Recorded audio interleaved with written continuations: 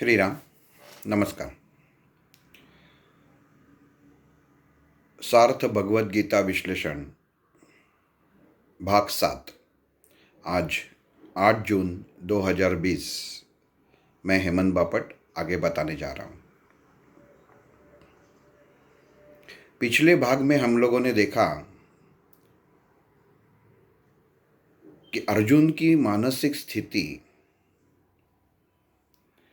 इतने संस्कार होने के बावजूद क्या थी।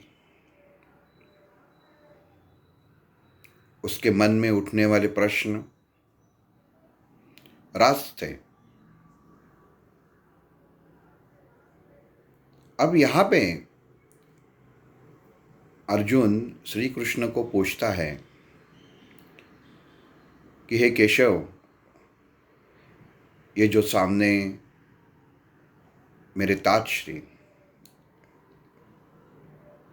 भीष्माचार्य, गुरु द्रोणाचार्य युद्ध के लिए खड़े हैं, जिनसे मैं संस्कार भी लिया हुआ हूँ, संस्कारित हुआ हूँ और धनुर्विद्या भी मैंने सीखी है, शस्त्र विद्या भी सीखी है। ऐसे बड़े लोगों के खिलाफ मैं शस्त्र कैसे उठाऊं? हम लोग भी सामान्य जीवन में सोचते हैं कि एखादा आदमी हमारे बाजू में आता है, उसका रवैया गलत रहता है, लेकिन उसकी आयु बड़ी रहती है। आयु कहने का मतलब है मुझे उसका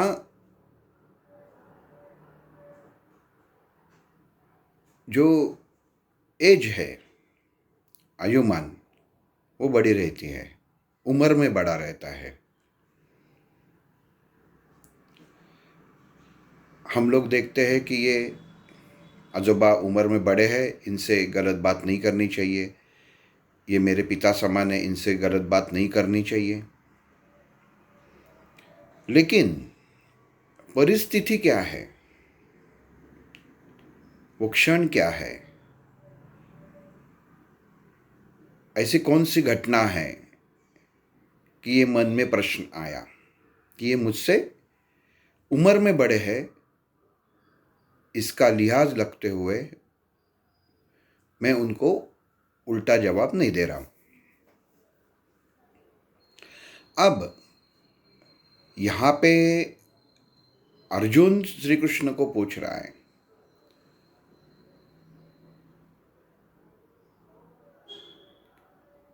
कि जिंदगी में जिससे मैंने सब कुछ हासिल किया, वो आज मेरे सामने खड़े हैं, तो मैं शस्त्र क्यों उठाऊं?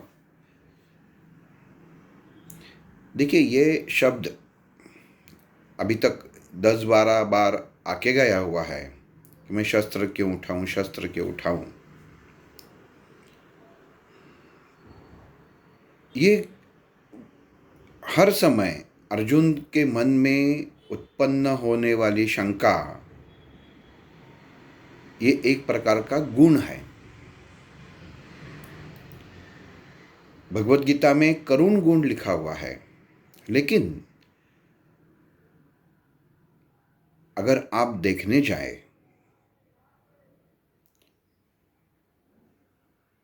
तो कौन किसके खिलाफ खड़ा था? अगर अर्जुन ने भीष्माचार्य द्रोणाचार्य के तरफ कोई भी शस्त्र नहीं छोड़ा रहता तो वो तो छोड़ने वाले नहीं थे अर्जुन को। अब ये बात भगवान श्री कृष्ण को अर्जुन को समझानी थी, तो उन्होंने कहा, हे पार्थ, इंसान के अंदर सब गुण रहते हैं। अच्छे गुण रहते हैं, दुर्गुण रहते हैं, लेकिन कौन समय देख के वो गुणों का आपको उपयोग करना आना चाहिए। अगर समय सूचकता आपके पास है, समय पे कौन सा उपयोग किस चीज़ का सही समय पे करना अगर आपको मालूम है, तो ही आप जीवन में यशस्वी हो सकते हैं।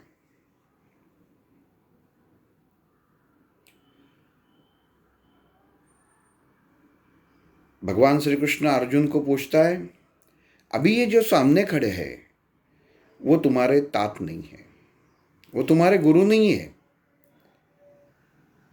अगर गुण के द्वारा तुम गुण की नज़र से उन देखोगे तो तुम्हें पता चल जाएगा कि वो तुम्हारे शत्रु है।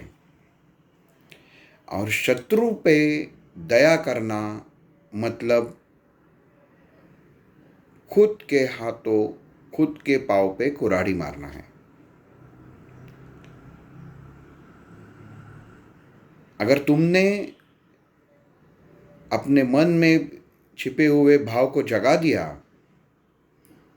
फिर भी ये भाव उनके मन में नहीं है और वो तुम्हारे ऊपर आक्रमण करेंगे ही करेंगे। तुम होशियार हो, लेकिन तुम्हारे अंदर छिपा हुआ ज्ञान तुम समझ नहीं पा रहे। तो अर्जुन भगवान को कहता है, हम लोग यहाँ पे एक बार और कहेंगे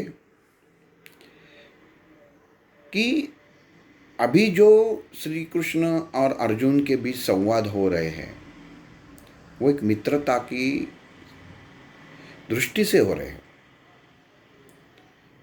हर इंसान को समय में कुछ संकट आ जाता है, कुछ ऐसी घड़ी आ जाती है कि उसके मन में इतने विचार दबे हुए रहते हैं कि मैं किससे बात करूं। तो वो पहले अपने मित्र नहीं तो सहेली से बात करता है। मित्रता पूरे दुनिया में श्रेष्ठ क्यों है, इसके लिए है। वास्तव स्वरूप में अर्जुन और श्री कृष्ण भिन्न थे ही नहीं। एक नर थे तो एक नारायण थे, दोनों जुड़े हुए हैं एक दूसरे से। फिर भी समाज को संदेश देने के लिए, पूरे दुनिया को रीति रिवाजों का ज्ञान देने के लिए थोड़े समय के लिए ये अलग हुए हैं। अर्जुन जानता था कि ये मेरा खाली मित्र नहीं है, ये भगवान का कुछ तो श्री कृष्ण में है, लेकिन अभी तक अर्जुन ने उसे पहचाना नहीं था। अभी तक मित्र की नज़र से देख के उससे बात कर रहा था।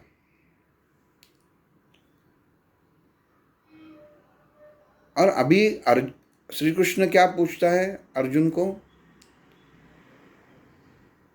कि ये सामने खड़े हुए हैं, इन्होंने तुम्हारे ऊपर आक्रमण किया तो तुम्हें चलेगा? तो बोलता है, हाँ चलेगा, मैं उनके हाथ से मरना पसंद करूंगा और मोक्ष पाऊंगा।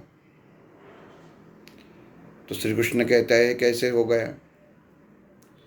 तुम सोचो, जिन्होंने तुम्हारे ऊपर संस्कार किए हैं, जिनसे तुमने सीख ली है, अगर वो तुम्हारे ऊपर शस्त्र डाल सकते हैं, शस्त्र से हमला कर सकते हैं,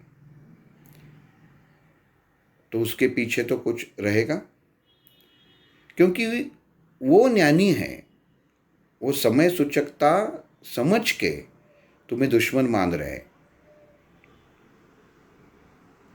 और दुश्मन मान रहे हैं इसकी वजह से वो तुम्हारे और शस्त्र फेंकने के में सक्षम है, और वो फेंकेंगे।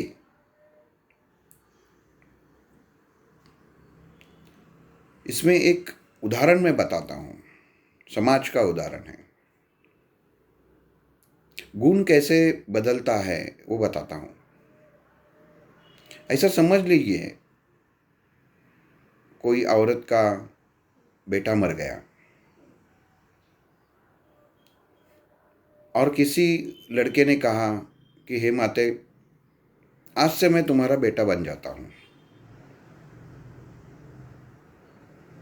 तो बेटे के सब गुण वो माँ के साथ, वो औरत के साथ जुड़ गए। इसे आप क्या कहेंगे? ये सगुण है। लेकिन अगर वही औरत का शौहर मर जाता है, पति मर जाता है, और किसी ने कहा कि आज से मैं तुम्हारा पति बन जाता हूं, तो ये क्या हो गया? ये सगुन हो गया है क्या? ये दुर्गुण हो गया।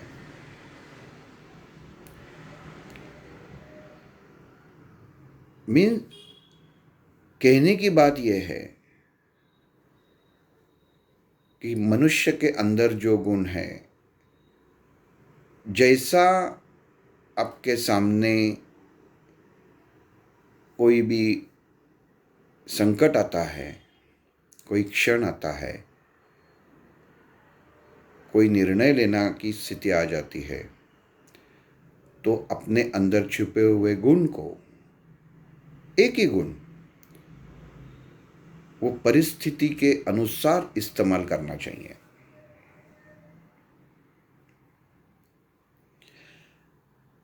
ये भगवान श्री कृष्ण अर्जुन को समझा रहे हैं,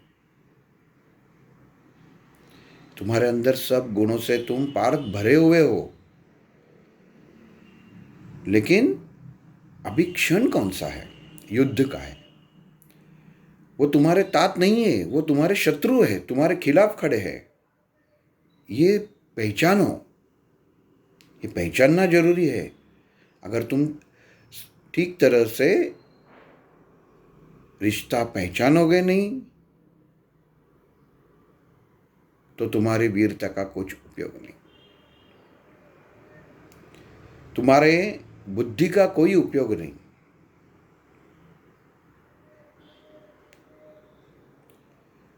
ये तो केवल शरीर है, आत्मा तो मरने ही वाली नहीं है।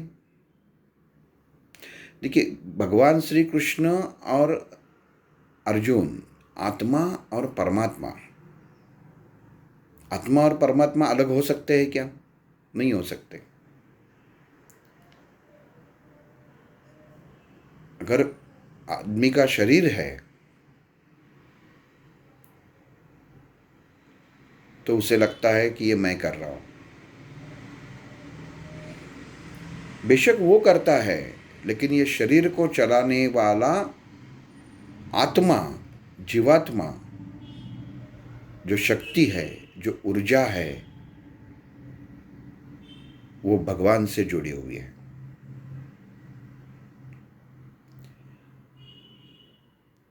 वो ज्ञान हम लोगों को लेना है। हमारे अंदर जो बैठा हुआ, हमारे साथ रहने वाला, हमारे हर सांस में बसने वाला जो भगवान है, उसे हम लोगों को समझना है। युद्ध में क्या हुआ, कौन हारा कौन जीता, इतना ही भगवत गीता नहीं है। हमारे जीवन में उसका उपयोग क्या है, वो जरूरी है। संस्कार इंसान को बना देता है, लेकिन जिसके ऊपर संस्कार हो जाते हैं, वो अगर अपने मन के अंदर, अपने विचारों के अंदर जो भाव बसे हुए रहते हैं, उनका सही समय पे सही इस्तेमाल न करे, तो वो अज्ञानी कहा जाता है। ये भगवान श्री कृष्ण ने कहा है।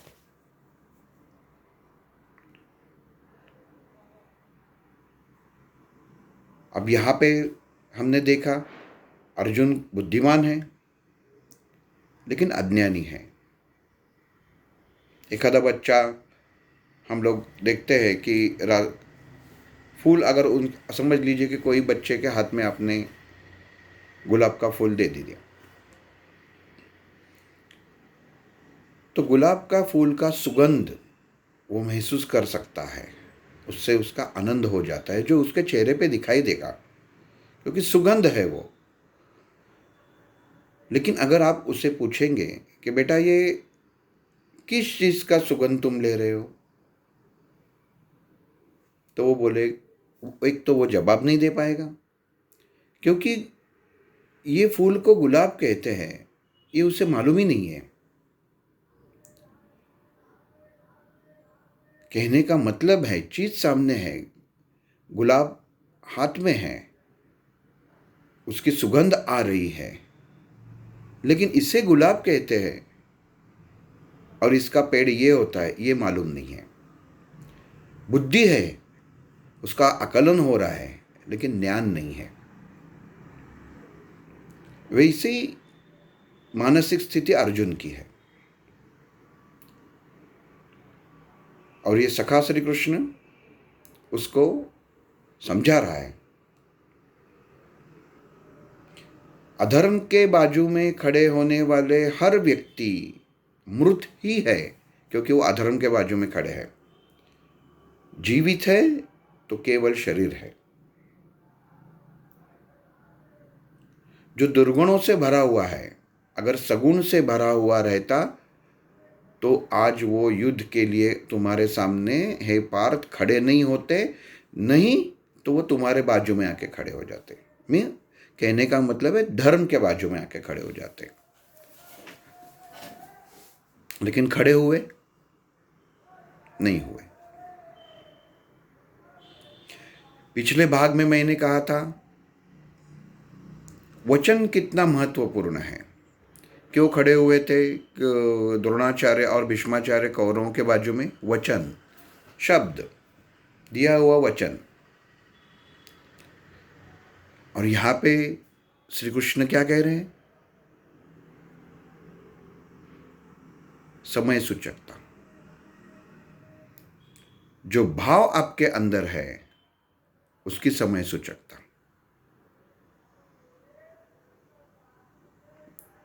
भीष्माचार्य जी के अंदर भी सब अच्छे गुण थे, लेकिन वो भाव प्रकट ही नहीं हुआ।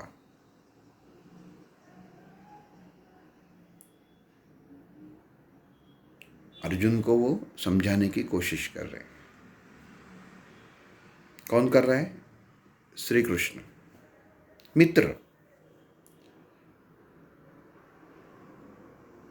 अर्जुन ने भगवान श्री कृष्ण को बस केवल इतना ही जाना था, कुछ तो इसके अंदर अलग सी शक्ति है,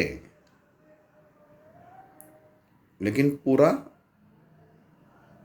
उसने पहचाना नहीं था भगवान श्री कृष्ण को।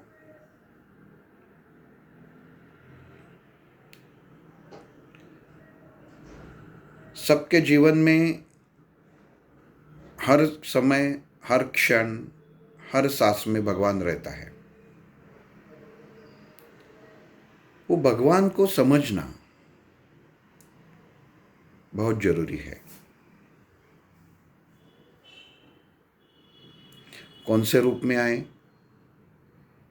और आपको कहाँ मिले ये आपको पता भी नहीं चलेगा।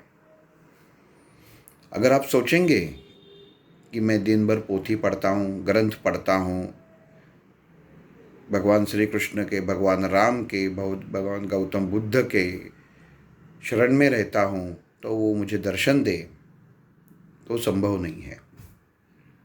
आप रास्ते से जा रहे हैं, अगर आपने कुछ संकट में है तो भगवान हाथ में धनुष्य लेके तो नहीं आने वाले।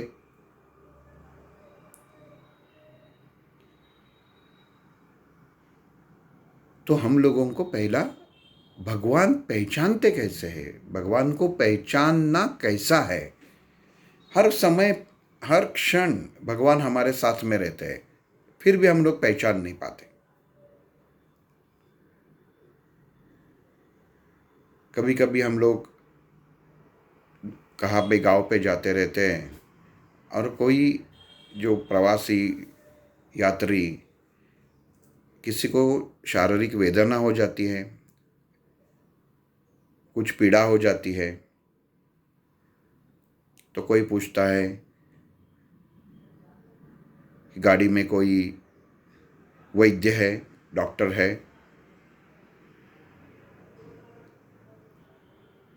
तो एक आधा आदमी आगे आ जाता है, वो तो मैं डॉक्टर हूँ। और वो जिसे तकलीफ होती है उसके प्रति अपना कर्तव्य पूर्ण करता है।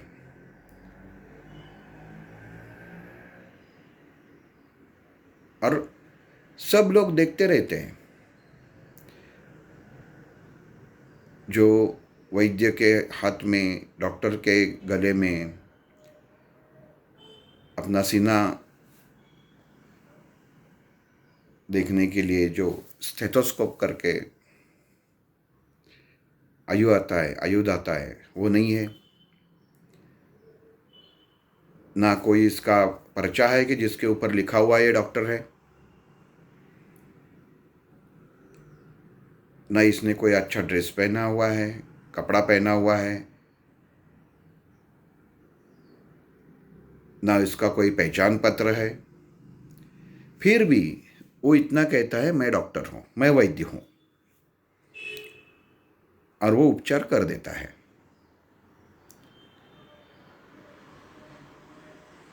अब जो रोगी था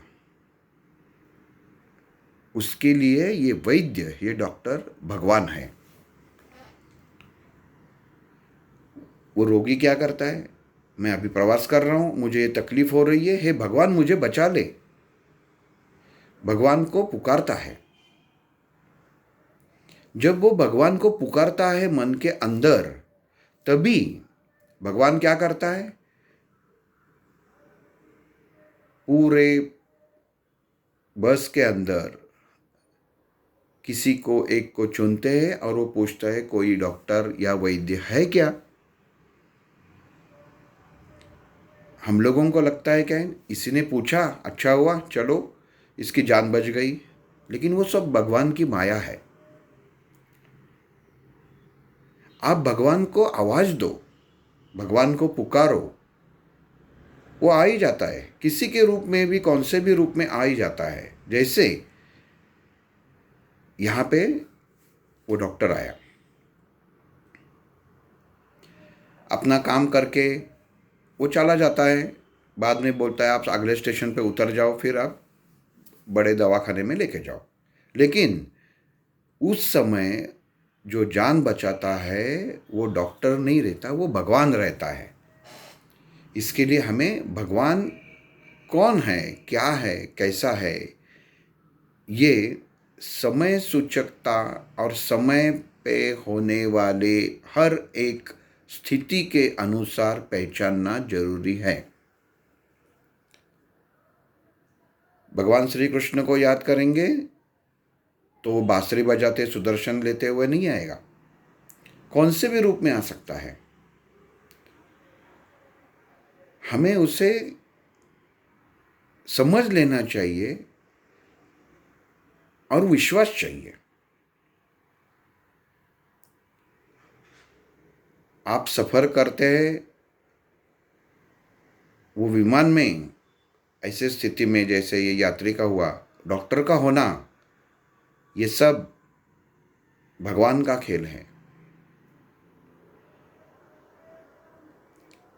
आपको तकलीफ होना यह आपके कर्म प्रारब्ध में लिखा हुआ ही रहता है। लेकिन तभी भगवान सोचता है इसे मदद की ज़रूरत पड़ेगी, तो वो डॉक्टर को आपके साथ वो विमान में बिठा देता है। हम लोग क्या सोचते हैं, अच्छा हुआ विमान में कोई वैद्य डॉक्टर था। वो था नहीं, वो भगवान में रखा हुआ था। ये विश्वास चाहिए। यहाँ पे पार्थ अर्जुन को ये श्री कृष्ण के ऊपर वो विश्वास था कि ये जो कुछ मुझे बताएंगे, ये जो कुछ मुझे बताएगा, एक वचन से मैं पूछ रहा हूं, जो कुछ भी बताएगा वो मेरे लिए सही रहेगा। ये अर्जुन की मन का विश्वास था और वो विश्वास के प्रति ही अर्जुन श्री कृष्ण के साथ बात कर रहा था। मैं वापिस एक बार दोहराता हूं, अर्जुन का श्री कृष्ण को जो सवाल पूछे हुए हैं वो इंसान के जिंदगी से जुड़े हुए सब सवाल है। शायद उस समय महर्षि व्यास जी को मालूम रहेगा कि आगे चल के कलयुग में क्या होने वाला है, कि तब इसका जरूरत हो जाएगा।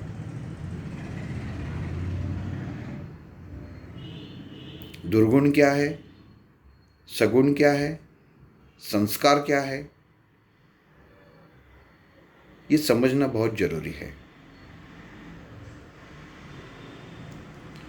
कौरवों के ऊपर इतने संस्कार हो गए, फिर भी माँ बाप के प्यार ने उनको बिगाड़ दिया। अगर उस वक्त धृतराष्ट्र ने दुर्योधन को बताया रहता कि बेटे तुम कर रहे हो वो गलत है बचपन से, तो शायद ये प्रसंग नहीं हो पाता।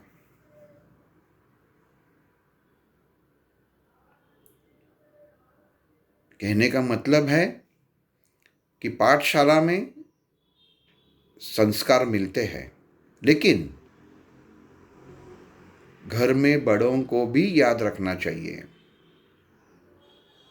कि वो संस्कारों के जो मार्ग दिखाया हुआ है वो हमें कायम रखना है।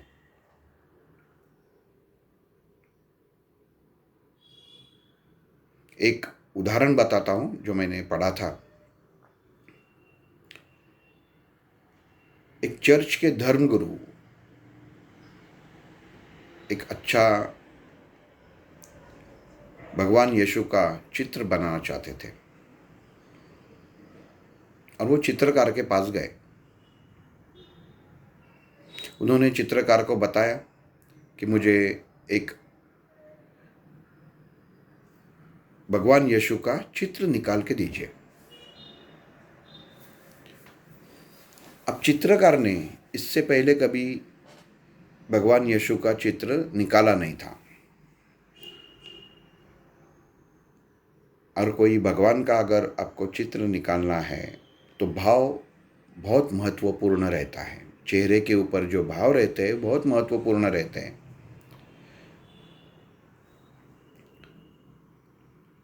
तो चित्रकार धर्मगुरु को पूछता है कि आपको कैसा चाहिए, भाव क्या चाहिए, यीशु के चेहरे पे भाव कैसा चाहिए।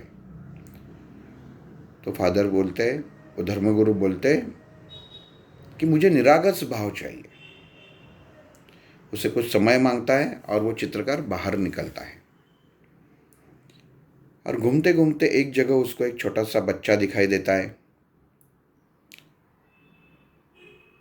और दो आदमी वो बच्चे को लेके जा रहे थे किधर। तो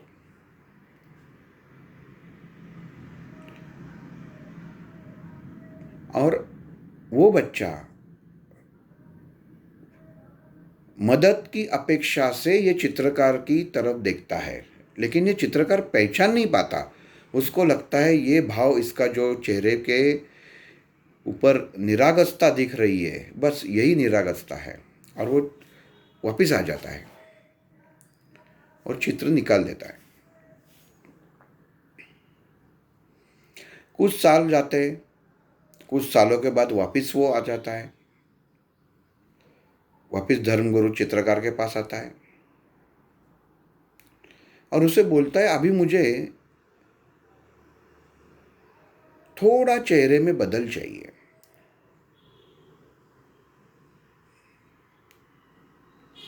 मुझे चेहरे पे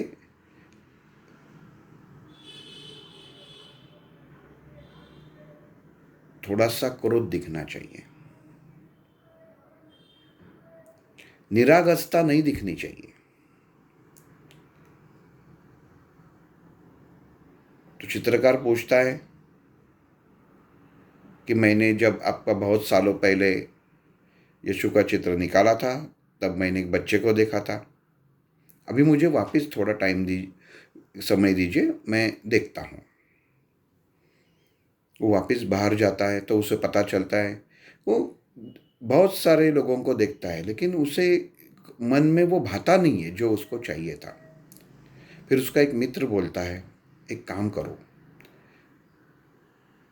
ये शहर में जो तुरुंग है, कारावास है,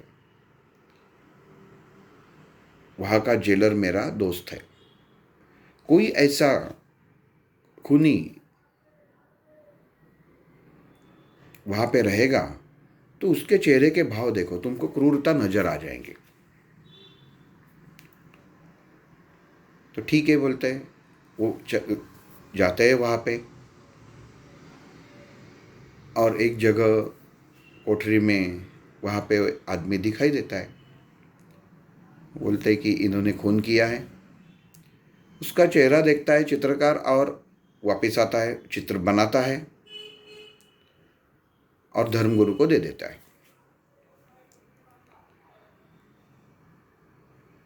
अब चित्रकार सोचता है कि मैं इतना अच्छा चित्र निकाल रहा हूँ, ये मैं बेचूं क्यों नहीं।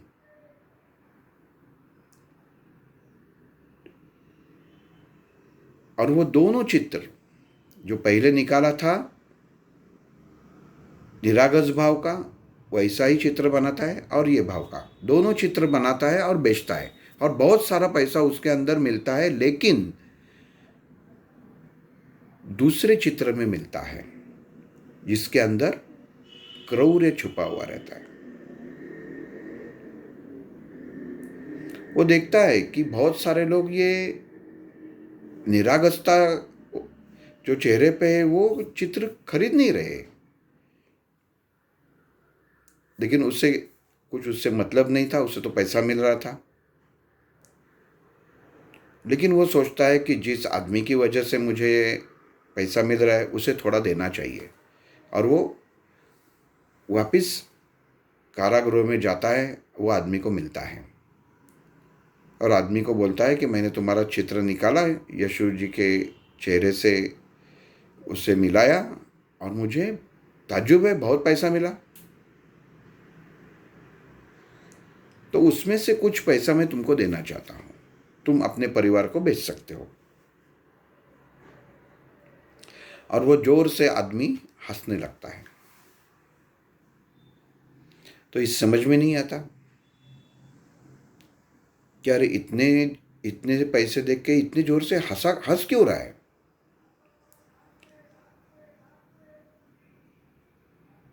तब वो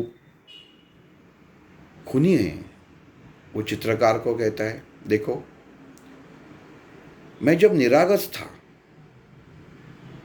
मेरे अंदर पवित्र भाव थे। जो भाव तुमने भगवान यीशु के चेहरे पे प्रकट करवाए तब उसकी कीमत नहीं मिली। मैं वही बच्चा हूँ जो तुम्हारी तरफ मदद की आशा की उम्मीद से देख रहा था, तब तुमने मुझे मदद नहीं की। और बाद में जो मुझे साथ में लेके गए वो चोर थे, उन्होंने मुझे वैसे ही चोरों के जैसे संस्कार किए। मैं चोर बन गया, बाद में खूनी बन गया, और एक खून करने की सज़ा काट रहा हूँ यहाँ पे। और जो अभी मेरे चेहरे पे जो क्रौर्य तुमको दिखाई दे रहा है वो सब संस्कार की वजह से दिखा दे रहा है। और ताज्जुब की बात यह है, जो क्रौर्य दिखाई दे रहा है उसके लिए आज तुमको ज़्यादा पैसा मिल रहा है। उसके पैसे मिल गए, लेकिन निरागसता के लिए पैसा नहीं मिला। देखिए, वही बच्चा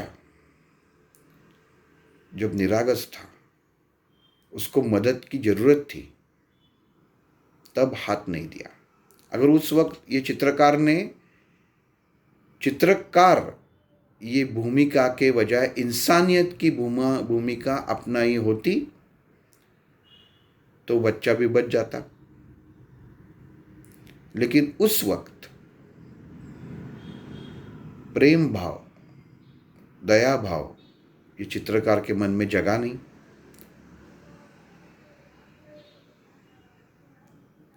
और वो बच्चे का पूरा जीवन खराब हो गया।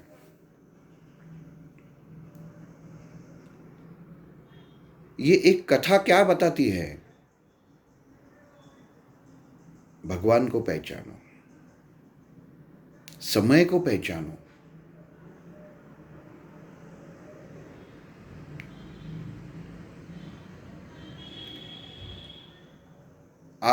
आपके नज़र के सामने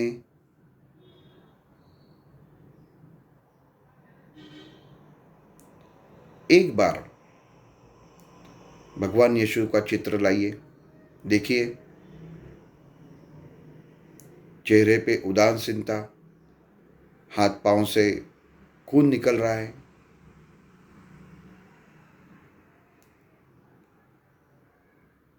क्रौर्य, ये क्रौर्य स्वरूप है जिसे लोग ज्यादा पसंद करते हैं। और कहाँ पे अगर आपने देखा कि यही यीशु हंसता खेलता दिखाई दे रहा है तो उसे लोग पसंद नहीं करते, क्योंकि बचपन से हर बच्चे के मन में उसकी प्रतिमा बिठाई दी गई है कि ये कथा कहने का मतलब ये है कि हम लोगों को क्या भाव से देखना है।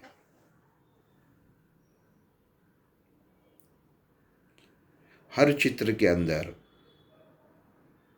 ये चित्र आप कागज पे हो, जीवन में हो,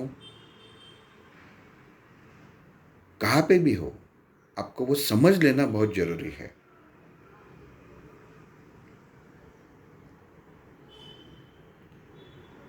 हम लोगों ने कितने बार महायुद्ध का ये चित्र देखा रहेगा।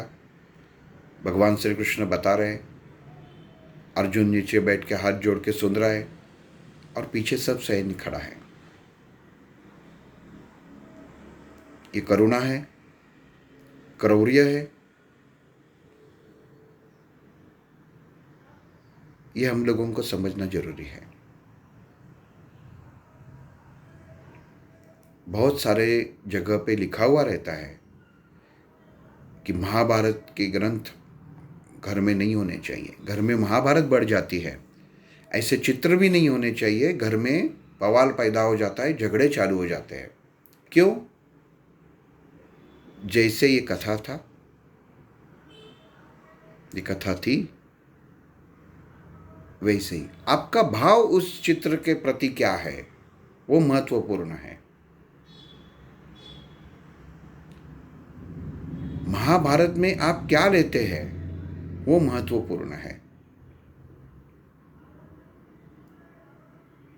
भगवान श्री कृष्ण अर्जुन को क्या सिखाते हैं इतना ही हम लोग खाली देखते हैं, बाकी महाभारत देखते नहीं है।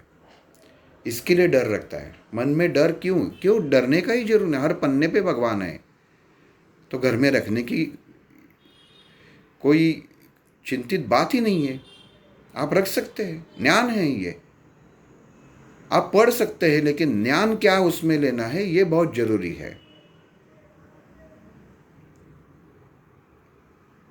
और अगर भगवान श्री कृष्ण परमात्मा हर पन्ने से जुड़े हुए हैं तो डरने का जरूरत ही नहीं है।